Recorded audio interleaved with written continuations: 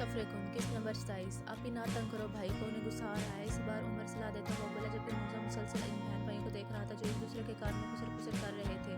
मैं तो कहता हूँ भाई लोग यहाँ से निकलो, वरना हमारी बहन हमें जरूर पिटवाएगी। अहमद इनकी तरफ झुकता राजदारी से बोला, कितने बेवफा हो तुम लोग, अपनी बहन को अकेला छोड़कर जाओगे। अलीजा इन चारों को कूदते हुए बोली, क्योंकि अब इसे ऐसा महसूस हो रहा था जैसे इसने मुलजम की दख्ती रख पर हाथ रख दिया हो, जिससे मुलजम तो इसे हरगिज नहीं बख्शेगा।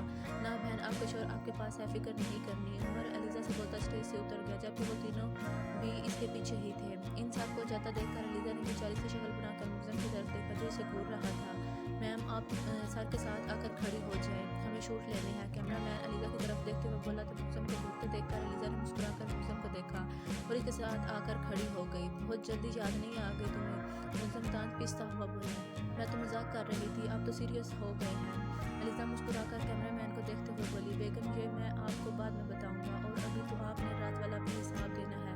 मुलजम अपना बाजू इसके कंधे पर फैलाता मुस्कुराकर बोला, मैं रात को सो गई थी, फिर कौन सा हिसाब? अलीजा मुलजम की जानिब देखते हुए बोली, बहुत खूबसूरत हिसाब है बेगम, आप फिलहाल फंक्शन खत्म होने का इंतजार करें। मुलजम इसकी आंखों में देखते हुए बोला, जो पहले से इसे देख रही थी।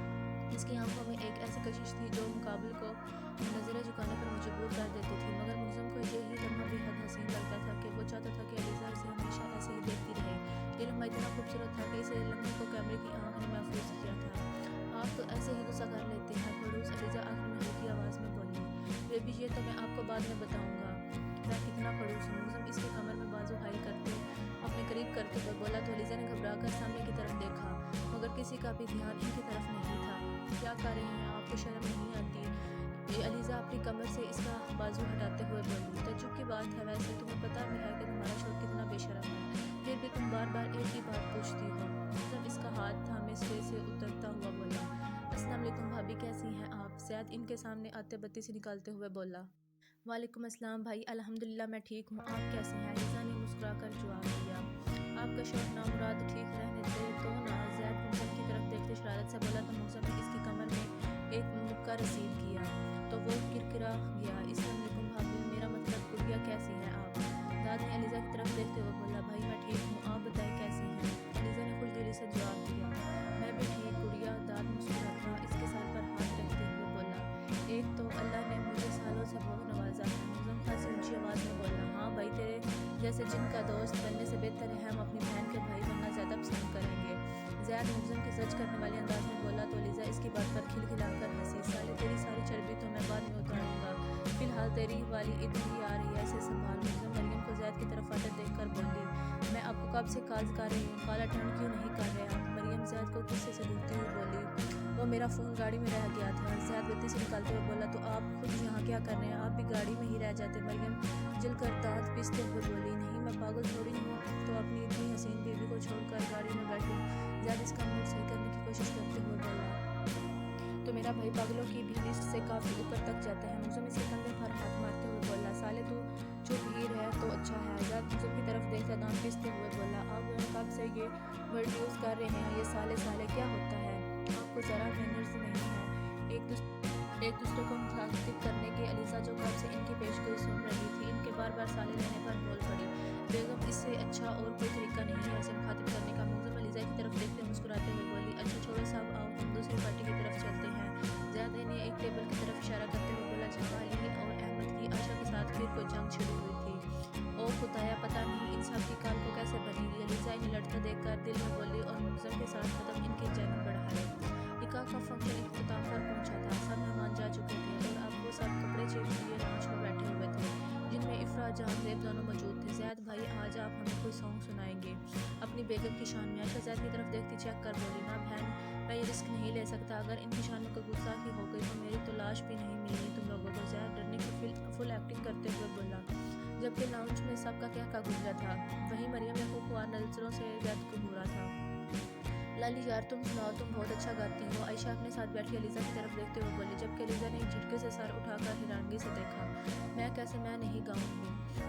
अलीजा इनकार करते हुए बोली, क्यों नहीं गा रही तुम, तो इतना खूबसूरत गाती हो यार, लाली प्लीज़ प्लीज़ गा लो ना। आयशा मदद करते हुए बोली, जबकि बिल्कुल सामने बैठा मुलजम अलीजा के चेहरे के सारे एक्सप्रेशन देख रहा था। अच्छा ठीक है, लेकिन यहाँ पर कोई गिटार ही नहीं है, मैं कैसे गाऊंगी, इसके बगैर मुझे गाना नहीं आता। अलीजा ने बहाना बनाया, हम तुम्हारा गिटार और आसिम का गिटार साथ लेकर आए हैं, जाओ अहमद जाओ और गाड़ी में से निकाल कर लाओ। आयशा अहमद की जानिब देखते हुए बोली तो वो उसका गिटार लेने चला गया, जबकि अलीज़ा तो आयशा को देखती रह गई। अहमद ने गिटार लाकर आसम को दिए।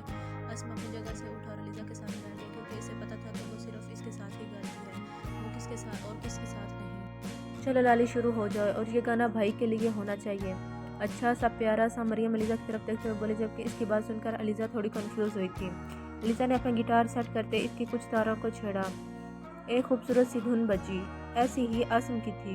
अब दोनों के कहे गिटार में से एक ही धुन निकल रही थी। जब अलीज़ा ने बहुत सोचने के बाद गाने के बोल बोले, तू ही तो रहबर है, तू ही तो मेरा आसरा, तू ही मुकद्दर है, तू ही नसीब मेरा। अलीज़ा ने अपनी खूबसूरत आवाज़ में गाना शुरू किया, जबकि नज़रें झुकी हुई थी। मुक़द्दम यक तक इसे ही देख जा रहा था, और बाकी सब भी मुस्कुराहट के साथ इसको पूरी तवज्जो से सुन रहे थे। जहांज़ेब और इफ़रा एक साथ बैठे थे, और जहांज़ेब की नज़रें झुकी हुई थी, जबकि इफ़रा इसे देखकर समझ चुकी थी कि वो अलीज़ा की तरफ क्यों नहीं देखता।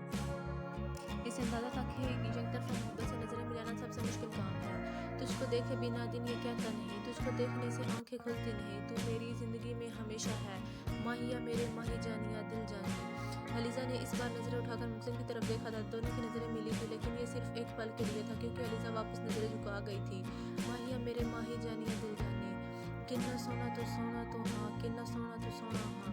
इस बार आसम की आवाज़ अलीज़ा के साथ शामिल थी, और यहाँ सब ने तालियां बजाई थी। गाना इन्होंने थोड़ा सा गाया न था, मगर बेहद खूबसूरती से। आप भी एक और प्लीज़ प्लीज़, अहमद मिन्नत करते हुए बोला तो अलीज़ा ने एक और लंबा सांस लिया और दोबारा गिटार बजाना शुरू किया।